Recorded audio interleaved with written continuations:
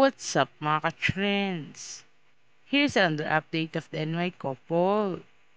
Last day, Roses Pirban attends the party of Kimberly Ann. On Instagram post, Mama Maypla posted on Instagram a cute photo for Asaya.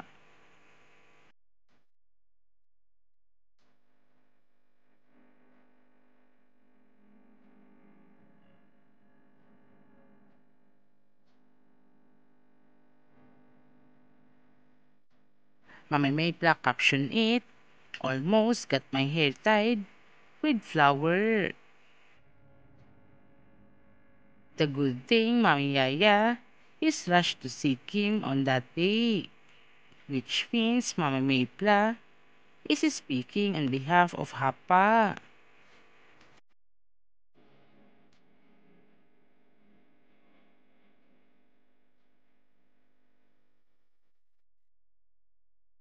So you can see Recess Beer Band.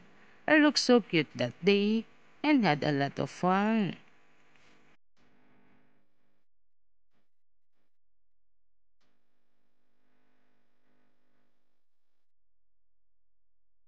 Recess Beer Band was wearing a nice outfit for Kimberly Ann's day. And the color of the theme is black pink.